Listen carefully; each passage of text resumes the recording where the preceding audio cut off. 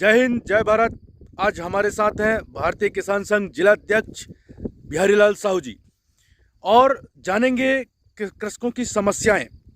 हमारे जिला डिंडौरी में कृषकों की बहुत सारी समस्याएं हैं और इन समस्याओं के निराकरण के लिए लगातार भारतीय किसान संघ कृषकों की समस्याओं को सुनती हैं और शासन प्रशासन तक उनकी बात रखती हैं। विषय यह है कि सरकार बहुत पहले से कह रही थी कि किसानों की आय लगातार बढ़ेगी, लगभग 2022 तक दोगुनी हो जाएगी। लेकिन सरकार की क्या रणनीति रही?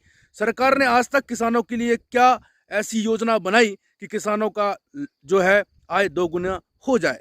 मुझे तो नहीं लगता ऐसी कोई योजना बनी हो। आज जब हमने देखा और इससे पहले भी भारतीय किसान संघ ने जिला डिंडौरी के बहुत सी सारी समस्याओं का सरकार के सामने रखा, तो अभी तक उसका निराकरण नहीं हुआ। मुख्य रूप से देखा जाए तो विषय यहाँ जो है लाइट की थी। लाइट ऐसे कि हजारों एकड़ ज़मीनें हैं लेकिन लाइट नहीं लगी है। जैसे कि आज जो हम यहाँ खड़े हुए हैं ये बिलगड़ा है और बिलगड़ा ये ज़मीनें आप देख सकते हैं कि हजारों एकड़ ज़मीनें हैं।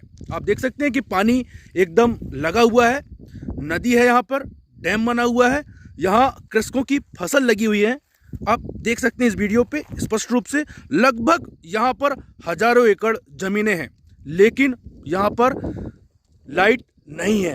देख सकते हैं यहाँ दूर दूर तक लाइट नहीं है और इसी के लिए भारतीय किसान संघ ने विगत कई बार ज्ञापन के माध्यम से सरकार को अवगत करवाया। माननीय कलेक्टर महोदय को ज्ञापन दिया, माननीय एसडीएम महोदय को ज्ञापन देकर इस बात को रखा कि इस डैम के किनारे किनारे लाइट की व्यवस्था की जाए जिससे कृषकों को आसानी से लाइट मिल सके और इन फसलों को पानी दे सकें। इस विषय पर जब हम देखते हैं कि सरकार ध्यान नहीं दे रही है तो कैसे कृषकों का आय दोगुना होगा, इस विषय पर हम भारतीय किसान संघ जिला अध्यक्ष बिहारी लाल साहू जी से कुछ बात पूछेंगे और जानेंगे। बताइए आपका इसमें क्या कहना है? जी नमस्कार, मैं बिहारी लाल साहू। मैंने इसमें क्या है कि हमने फर्स्ट में एसडीएम महोदय, सेकंड में कलेक्टर साहब को और मुख्यमंत्री को, तीनों को हमने लिखित में ज्ञापन में अलग अलग बार में कई बार हमने दिया, लेकिन आज भी यहाँ पर कोई सुनने के लिए तैयार नहीं है। गवर्नमेंट एक ओर कहती है किसानों के लिए हमने बहुत सारे काम कर रहे हैं, लेकिन दूसरी ओर देखा जाए तो यहाँ कोई काम नहीं हो रहा है, ना ही लागत के आधार पर लाभकारी मूल्य भी मिल पा रहा है और यहाँ दूसरी ओर देखा जाए खेतों में ना ही लाइट मिल पा रही है। खेतों में लाइट तो दूर की बात है कि यहाँ पोल तक नहीं गड़ा पा रहे हैं, पोल खड़ा करके खेतों तक लाइट तक नहीं पहुँचाई पा रही है। कुछ जगह तो ऐसे है कि गांव में भी लाइट नहीं है, लेकिन आप देखेंगे कि ना ही गांव में ना ही खेतों में, तो सिंचाई करेगा कैसे आदमी? पानी का साधन तो है लेकिन लाइट के साधन नहीं है, और जहाँ लाइट के साधन है वहाँ पानी के साधन नहीं है। इसलिए डिंडौरी जिले के किसान यहाँ से लोग पलायन भी हो रहे हैं। अब पलायन होने का मुख्य उद्देश्य यही है कि अगर खेत है तो विद्युत नहीं है और विद्युत है वहाँ पानी नहीं है। तो ये सारी समस्या है मुख्य रूप से डिंडौरी जिला में। अध्यक्ष जी, आपसे सवाल ये है कि आज हम जिस स्थल पे खड़े हुए हैं यह बिलगड़ा ग्राम है, बिलगड़ा डैम है। यहाँ हजारों एकड़ जमीनें देख सकते हैं है भी। तो यदि यहाँ पर लाइट लगती है तो किसानों का आय दोगुना हो सकता है या नहीं?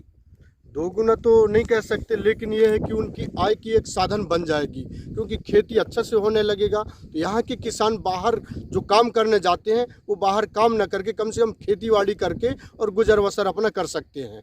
तो इससे किसानों को राहत मिलेगी। अध्यक्ष जी, अंतिम सवाल ये है कि यहाँ यदि इस स्थल पर जो बिलगड़ा के पास है, बिलगड़ा गाँव के पास लगा हुआ है, यदि यहाँ लाइट की व्यवस्था कर दी जाती है तो कृषकों को फ़ायदा आपने कहा कि होगा, दोगुना तो नहीं लेकिन होगा।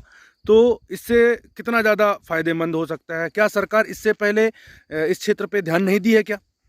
ध्यान तो बिल्कुल ही नहीं दिया है और मुझे भी नहीं लग रहा है कि ध्यान दे, लेकिन हमारा आग्रह है, कलेक्टर साहब से आग्रह है कि वो एक बार आकर के भ्रमण करें, देखें, निरीक्षण करें स्थल को क्या कैसा है। लेकिन यह है कि फ़ायदा किसानों को पर्याप्त मात्रा में हो सकता है। अगर विद्युत की व्यवस्था बन जाए तो सिंचाई का साधन बन जाएगी। आने वाले समय में दोगुनी कब हो जाएगी कि गर्मी के दिनों में अगर सिंचाई की साधन बन जाएगी तो सब्जी वगैरह लगा सकते हैं, तो इसमें दोगुनी मात्रा में किसानों को फ़ायदा हो सकता है।